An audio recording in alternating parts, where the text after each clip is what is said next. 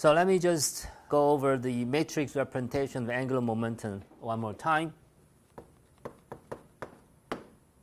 So last time we sort of described some of the important features of the matrix representation of the angular momentum. I think it's good to repeat that one more time. So first, let's construct this LZ for a simple non-trivial case, namely when this orbital quantum number L is 1. So you get 3 by 3 matrix representation of this angular momentum operator. To construct this, you could take advantage of such commutation relations between L squared and LZ, which vanishes. You could very easily see this matrix element of this commutator. Okay, so on the left hand side this is 0 because this commutator vanishes. On the right hand side you could simply just sandwich this commutator by this Dirac states, broad state L prime and prime, and cat state Lm, where L prime and prime are necessarily the same as L or M. But then you could use this, you could expand this commutator, you get this eigenvalues right here, but also the matrix element LZ. But this, the whole thing vanishes. You get the following conclusions. So this matrix element, L prime and prime on the left, LZ in the middle, and Lm on the right, this matrix element 0 if L prime is not equal to L. Because if L prime is not equal to L, this stuff in the bracket is finite, it does not vanish. However, the whole thing vanishes, and as a result, the only possibility is that this matrix element for LZ vanishes if L prime is not equal to L. However, if L prime is equal to L, then this bracket vanishes, okay, because when L prime is the same as L, so these two terms get exactly cancelled. So this could be 0, and as a result, this matrix element here does not need to be 0. In general, we'll see that this matrix element in this case can be 0 or can be finite.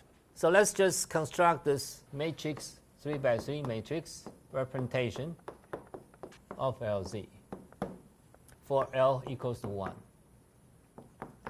We know that in that case M could be 1, 0, or minus 1. Last time we already constructed this, but let me just do it again. Suppose we construct this LZ this way. We can show that this kind of a 3 by 3 matrix representation of LZ satisfy the eigenvalue equation for LZ, which means that LZ acting on, say, 1, 1 is actually H bar 1, 1,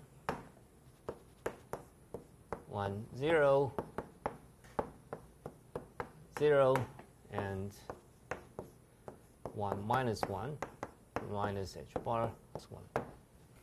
But we haven't defined the 3 eigenstates of LZ, which is 1, 1, 1, 0, and 1 minus 1. Let's define this. It's very easy. It's just a 3-unit column matrix, 1, 0, 0 for 1, 1 state, and 0, 1, 0 for 1, 0 state, and 0, 0, 1 for 1 minus 1 state. So you could very easily see this eigenvalue equation satisfies. Suppose I define such eigenstates for this angular momentum L being 1. So let's just examine this. The first eigenvalue equation, LZ, acting on 1, 1 state, which is this 3 by 3 matrix multiplied by 1, 0, 0, which is 1 times H bar times 1, 0, 0 which is h bar times state 1, 1. Okay, so likewise, you could verify easily the other two 1 minus 1 state. All right, so this is a very simple matrix multiplications of a 3 by 3 by 3 by 1. So you get the final column matrix of 3 by 1 in size. Once you define this orthogonal normalized eigenstates of the LZ, you could very easily see that this 3 by 3 matrix are precisely satisfying these eigenvalue equations. But you could see this kind of a diagonal structures very easily just by looking at this matrix, because all the non-zero matrix elements are along the diagonal direction. So you know very well that the LZ is already diagonalized. To find this eigenvalues are easily because these three numbers are the eigenvalues. Because all the other matrix elements are 0, the matrix elements of a diagonal matrix give you these eigenvalues precisely the same as the diagonal matrix elements. These three numbers are precisely that we are looking for, which is h bar 0 and minus h bar, which appear along the diagonal axis.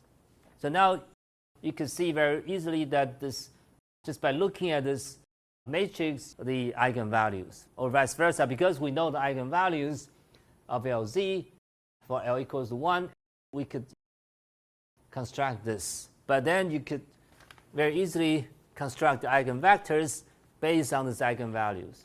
The way that you construct the eigenvectors, again, you could assume that you don't know this eigenvalues. So this is A, B, C, A1, B1, C1, and A2, B2, and C2.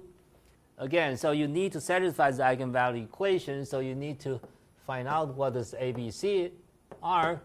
And the way that you find out this ABC is by solving this kind of eigenvalue equation. You get, say, three unknowns, A, B, C, but you have three relations because you get one relations for this the top row, the second relations from this second row of this matrix multiplication, the third relations come from this bottom row. So you got three relations and three unknowns. You can exactly solve for the little a, little b, and little c. The answers for this to this question is this. For state 1, 1, you got 1, 0, 0. And for state 0, you got 0, 1, 0. And 1 minus 1, you got 0, 0, 1. So these three are orthogonal normalized eigenvectors of this LZ. So this is the simplest possible example of this angular momentum matrix. So next we will construct this L plus and L minus, again based on all this kind of commutation relations and this ladder kind of operations that we defined, we discussed earlier. Okay, so let's take a short break. Okay, so let's just construct the others. For example, this L plus minus operator for little l being 1. So you could take advantage of such relations that we already derived previously. Namely, if you sandwich the L plus minus between the Lm prime and Lm, you get this square root of this value times h bar times delta function, m prime, m plus minus 1. In other words, if you would like to take the elevators up, you must apply L plus. For example, if you applied L plus on this 1, 0 state, you'll get state 1, 1 times prefactor square root of 2 times h bar. So this comes from these relations that were already derived previously, but you can also see this kind of relation if you construct this matrix representation of L plus L minus operator like this. Okay, so for example, this L plus is written in terms of 3 by 3 matrix with the matrix elements described by this matrix right here. You see that this non-zero matrix elements appears along the off-diagonal directions, which means that this eigenstates of L plus is not the same as the eigenstate of Lz. Okay, so we construct this L plus L minus matrices based on the eigenstates of Lz. So this is constructed based on the eigenstates of Lz.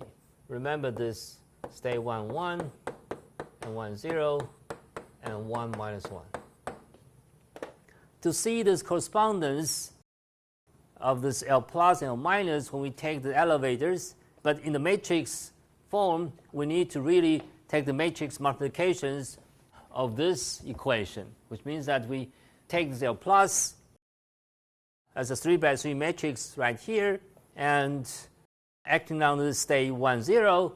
Remember, this 1, 0 states is actually 0, 1, 0, this 3 by 1 column matrix. And you simply just take the matrix multiplication, you immediately see that this is square root 2 times 1 times h bar right here as the first matrix element, but the second and third multiplication vanish because 0, 0 square root 2 times 0, 1, 0, 0 times 0, 0, 0 times 1, 0, square root 2 times 0, 0. So you get 0 for the second matrix element.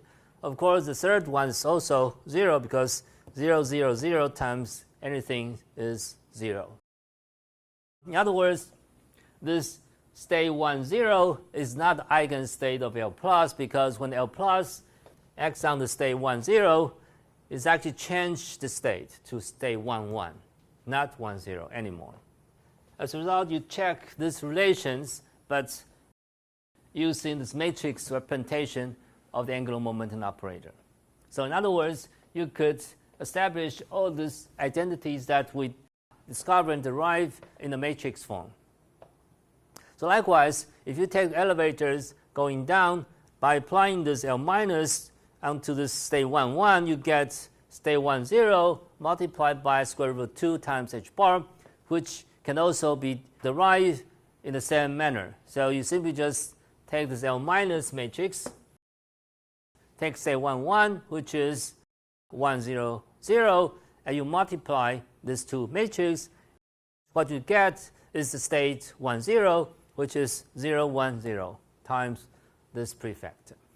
So in other words, all these results that we derived previously can also be established by using this matrix representation of the angular momentum operator. So this is a non-trivial but simplest example of this matrix representation of angular momentum operator. Imagine if the little l is actually, say, 2 but not 1, then you should have what? Construct a 5 by 5 matrix for that case, and so on and so forth. The larger this angular momentum quantum number is, the larger the size of your matrix. In the same manner, you could construct this Lx and L minus because of this relation between Lx, Ly, and L plus minus right here. Now Lx, this, Ly. So you could check whether they satisfy this commutation relations between Lx and Y. So let me just do this. You expand this Lx, Ly in matrix form, and you subtract this by another matrix product, but in different order. Finally, you get Lz.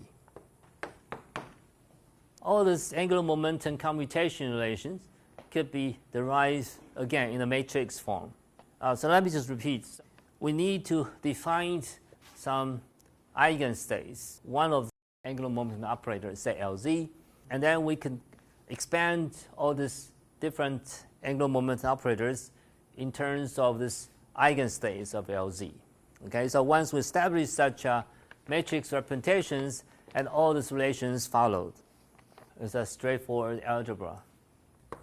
So let's just look at a slightly more complicated example which appears in our textbooks.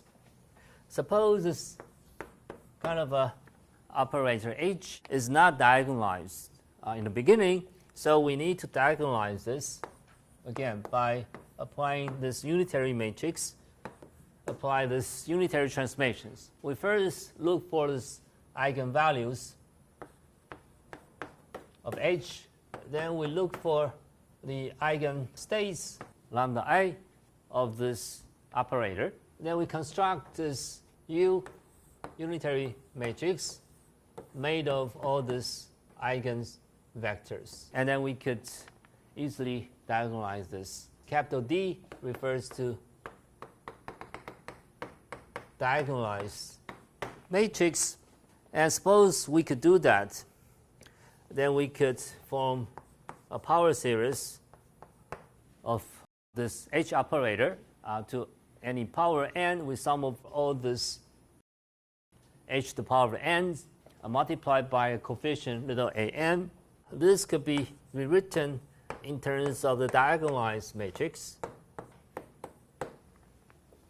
You can simply just use this unitary transformations to perform the inverse unitary transformations, which is this guy. And then you could simply just decompose this, separate this product in terms of n groups of u du dagger. But you know that this u dagger u is actually unit matrix 1 in the middle, so you could simply just get this matrix product down, taking advantage of this unitarity of this matrix U. So what you get is this U on the left, and D to the power of n, and U dagger on the right. The only two operators that on pairs is the one appearing on the left, U and U dagger on the right. All the matrices in the middle could be reduced to the diagonalized matrix, and then you collect all these powers, and this is D to the power of n. Okay, so let me just write it in terms of matrix. So this is n by n matrix, H1 and Hn and 0, 0, and U dagger. Okay, so we can take advantage of such identity. We could express this operator in the exponential form, such as e to the I alpha m3, where this m3 is given by this matrix. So this is an example that we discussed previously. Suppose there's a 3 by 3 matrix which call this m3, which is related to the angular momentum operator for L equals to 1. You could easily diagonalize this. So this U dagger m3, U is simply Lz divided by h bar. A special kind of a familiar operator in the exponents, in the exponential form, that the exponents of the exponential is a matrix. So e to the some matrix. So we could simplify this kind of a exponential of a matrix in terms of a big matrix.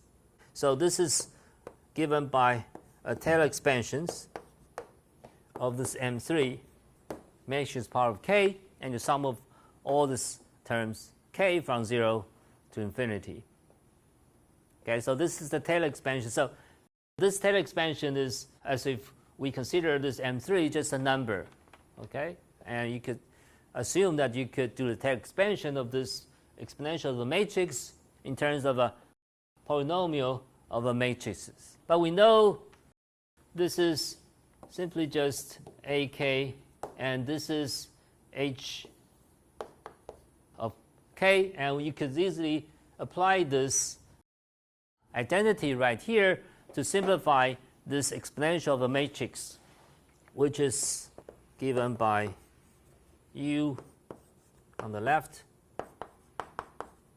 and U deg on the right, and in the middle you get this diagonalized matrix, power of k divided by this k factorial.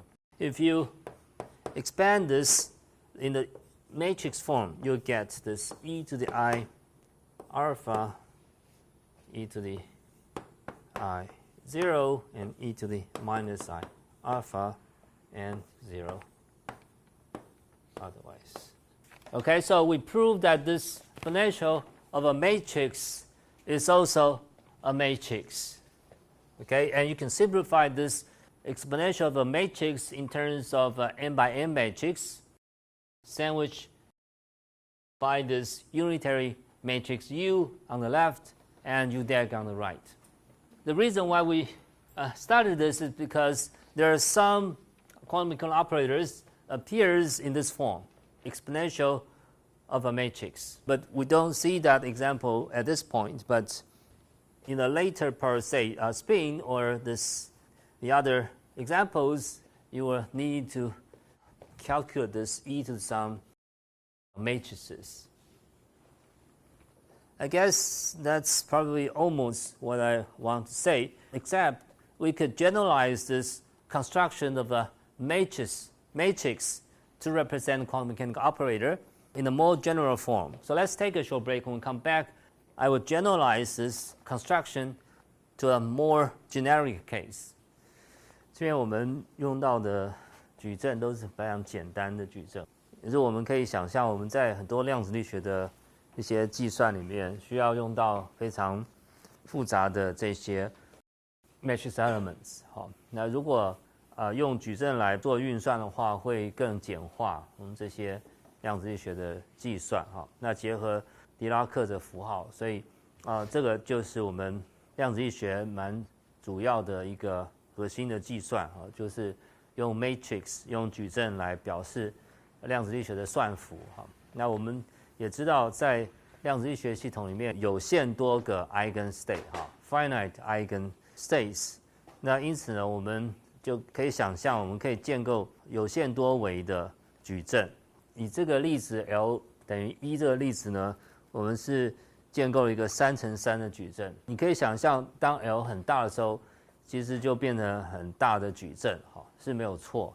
但是呢，在一些比较小的系统啊，比如说 angular momentum 比较小的一些量子力学系统里面呢，这个甚至比较大的L 也是一样。那用矩阵的方式来做运算是让我们觉得更方便，不止方便，而且也不会出错。如果不用矩阵来描述的话，很多的这些本征方程式呢，很难去化简。那你想象，你如果用这些 L plus L minus 的这些 operator， 然后去夹这个 Lm prime 跟 Lm， 你很容易出错。但是呢，如果你知道 Lz 的 eigenstate 是用矩阵来描述的时候，那当然这些其他的 angular momentum 的计算也都变成矩阵相乘、相加、相减的关系，那就变得非常的一目了然。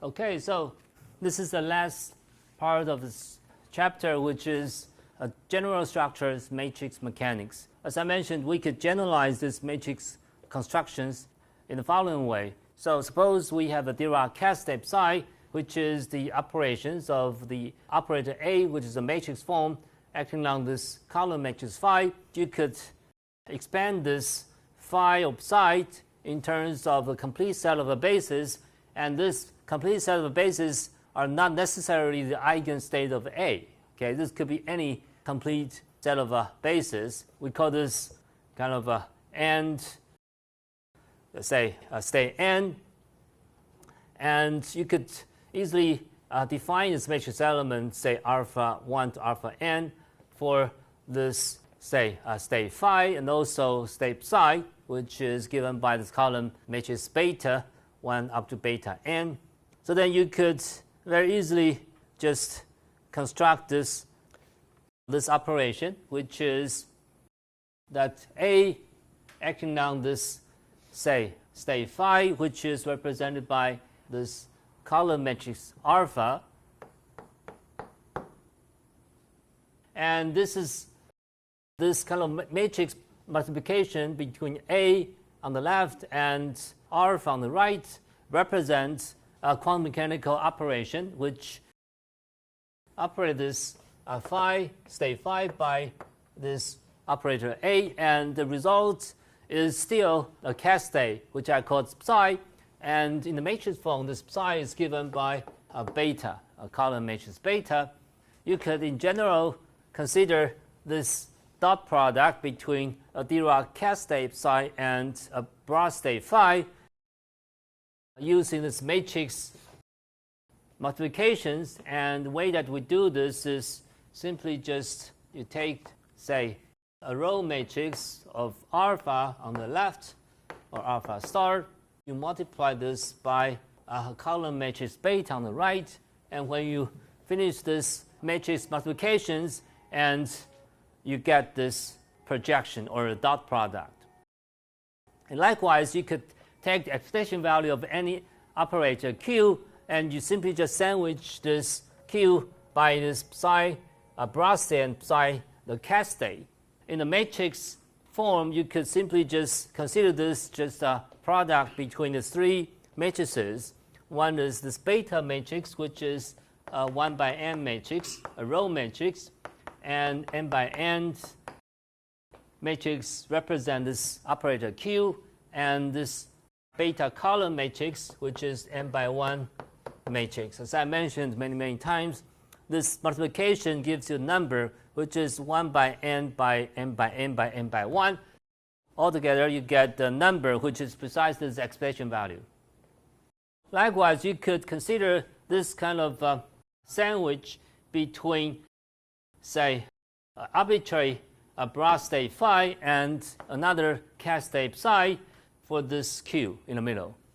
This is a different type of projection or kind of a expectation value like operation, except this is not precisely expectation value, but this is some kind of, say, quantum mechanical operation where you could simply just consider this as operation 1, which I circled by red, which is the operator acting on this cascade, which is another cascade psi theta, and then you simply make an inner product or dot product between the phi broad state and psi theta cascade. Things like that could be easily generalized. In other words, quantum mechanics up to here could be considered as the matrix mechanics, which means that you can consider all these quantum mechanical calculations as matrix, kind of in the matrix form, and you could easily evaluate all this stuff in terms of matrix multiplications and additions and subtractions and inner product and so on and so forth. So everything is about matrices. Okay, so that concludes chapter 9.